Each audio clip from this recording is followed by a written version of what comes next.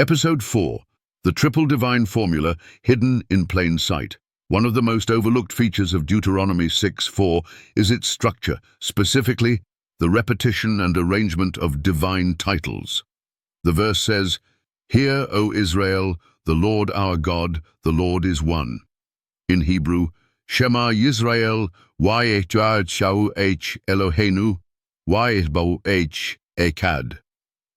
This isn't merely poetic repetition, it is theologically intentional and deeply significant.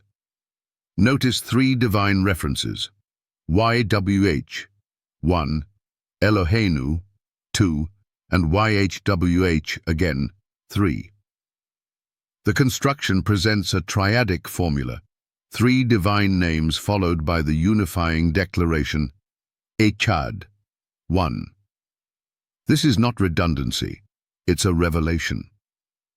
Why repeat YIHWH twice and insert Eloheinu, our God, in the middle? This very structure parallels the Trinitarian identity later revealed in the New Testament. Father, Son, and Holy Spirit, all unified in one divine essence. Far from being accidental, this triune structure is echoed throughout Scripture.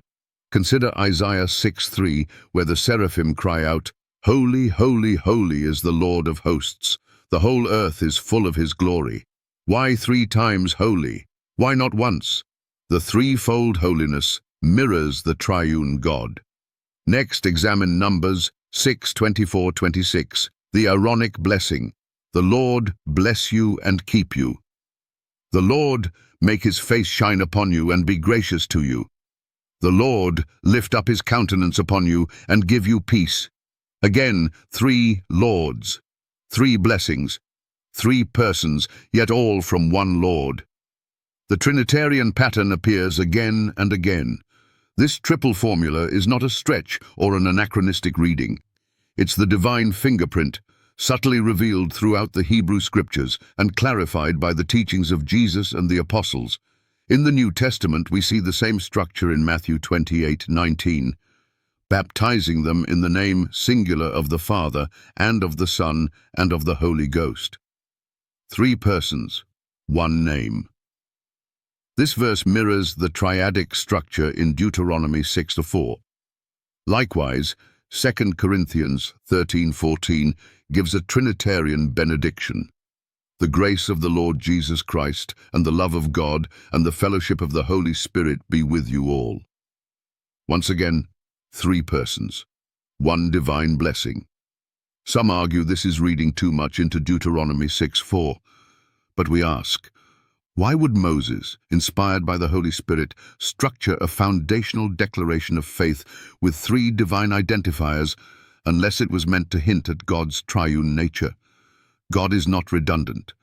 His word is not wasteful. Every word, every pattern, every title is purposeful. To the skeptic we say, explain this triple formula. Why does it mirror every major New Testament Trinitarian verse?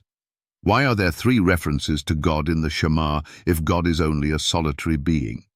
This is not about forcing a doctrine onto Scripture, it's about uncovering what's already there. The Shema, the cornerstone of Jewish monotheism, is not a denial of the Trinity. It's the beginning of its revelation. Challenge to skeptics: disprove the intentionality of the threefold divine titles in Deuteronomy chapter 6:4. Show why Isaiah chapter 6:3, Numbers 6:24-26, and Matthew 28:19 all contain Trinitarian patterns if the Trinity is false. The triple structure is God's seal: 1 Lord, 3 persons, 1 divine essence.